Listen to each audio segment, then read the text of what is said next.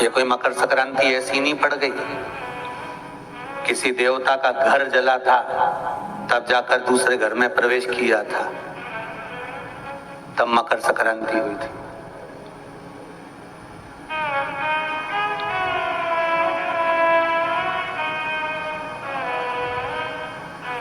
एक बहू ने अपने ससुर का आदर नहीं करा था तो पिता ने बेटे के घर में आग लगा दी थी, केवल क्रोध में। तब जाकर ये मकर संक्रांति पड़ी थी। कोई ऐसे ही पड़ गई मकर संक्रांति?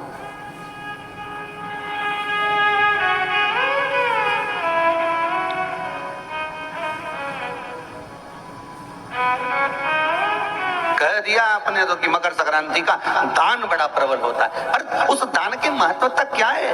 हमारे शास्त्र क्या कर रहे हैं, हमारे पुराण क्या कर रहे हैं, हमारे वेद क्या कर रहे हैं? हम तो सुनते हुआ हैं भीष्म पितामह बाणों की सैया पर पड़े तो उत्तरायण सूर्य आने वाला था, इसलिए तब प्राण त्यागूंगा।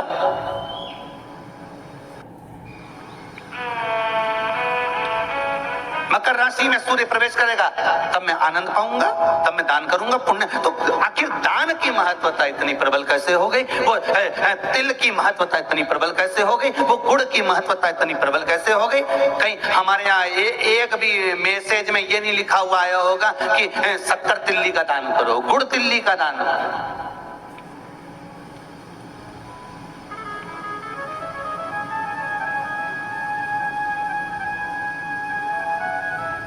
ज्योतिष के हिसाब से तिल शनि है और गुड़ सूर्य है। ज्योतिष के हिसाब से तिल शनि है और गुड़ सूर्य है। कोई साधारण सा भाव नहीं प्रगटा है महाराज। इस मकर संक्रांति पर केवल लोगों ने कह दिया कि पतंग उड़ा लो, और कितनी अच्छी बात है, हिंदू धर्म में कम से कम एक दिन दिया, उड़ा लो जितनी मैंने उड़ा, पर एक ही दिन उड़ाना रहे और एक ही दिन काटना। बाकी के दिनों में ना तो किसी के बारे में उड़ाना और ना किसी की काटना।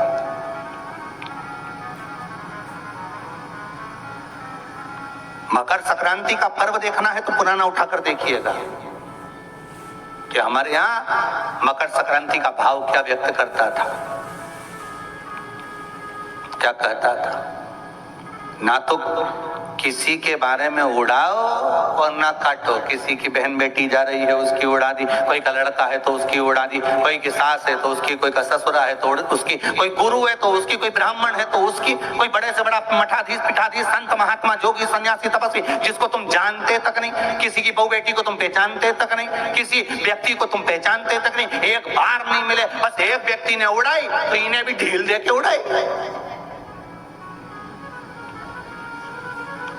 अब वो एक ने उड़ाई तो तुमने भी उड़ा दिया। अरे हमारे तो हिंदू धर्म में एक दिन दिया है मकर संक्रांति का दिन कि खूब छत पर जा उड़ा ले जितनी उड़ाना है, और किसी की गलत शब्द से मत उड़ाना, किसी के लिए आड़ा टेढ़ा मत बोलना, किसी के लिए ऐसा मत बोल जाना क्योंकि तुम उसको पहचानते ही नहीं हो, बस उसने उड़ाई तुम उसके साथ मिल गए। दे ढील, सर्किल तो तुम ही पकड़े थे। उड़ाए जा उड़ाए जा उड़ाए जा। उन्हें उसकी बेटी के लिए कुछ कहा, 4 लोगों ने मिलकर और कह दिया, 5 लोगों ने मिलकर और कह दिया। किसी के बहू के लिए कहा, एक ने कहा, दूसरे ने फिर कह दिया, 4 ने मिलकर फिर कह दिया। किसी के बेटे के लिए कहा, किसी गुरु के लिए कहा, किसी ब्राह्मण के लिए कहा, किसी संत के लिए कहा, किसी साधु के लिए कहा। किसी ने एक संत पर उंगली उठाई, सबने उड़ाना चालू कर दिया। किसी ने एक गुरुजन पे उंगली उठाई, सबने उड़ाकर चालू कर दिया। हम उड़ा रहे, ना तो जानते, ना पहचानते, ना देखा, ना भाला, ना कभी उससे मिले, ना जाने, बस उसने उड़ाई थी और तुमने चरखिल से ढील देकर उड़ाना चालू कर दिया।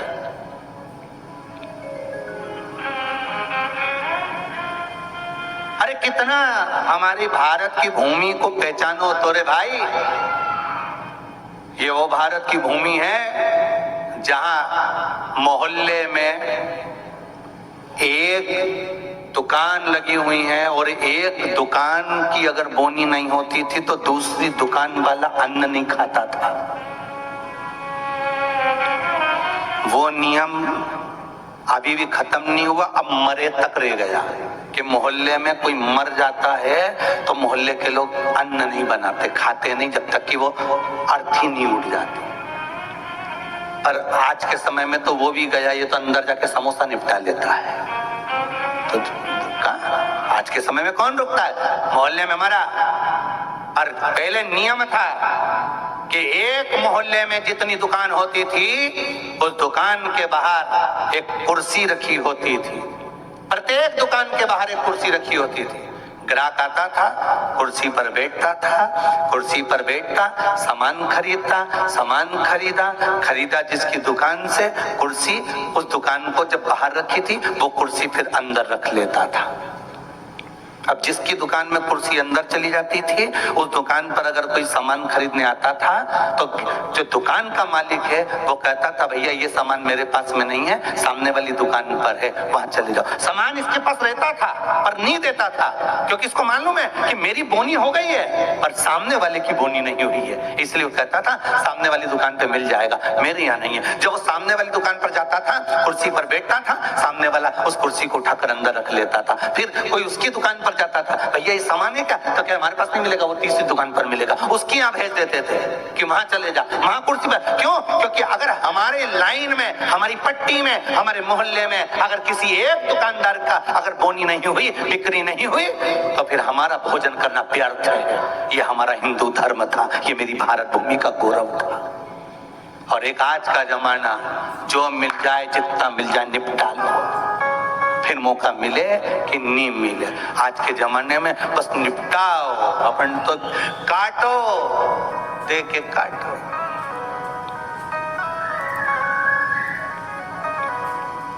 अरे भगवान से भी कहना, पतंग उड़े आकाश माने, डोर थारा हाथ मा,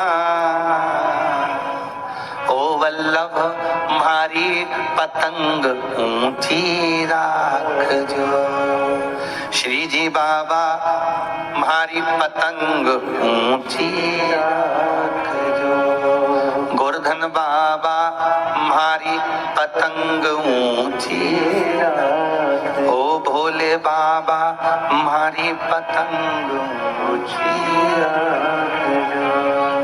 भगवान से प्रार्थना कर, और दिया एक दिन भगवान ने, उड़ा लो जितनी उड़ाना है।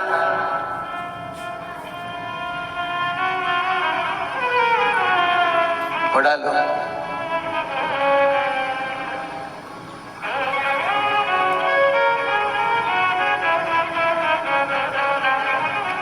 महाराज ज्योतिष में तिल को शनि और गुड़ को जम के बोलो जरा सूर्य कहा गया।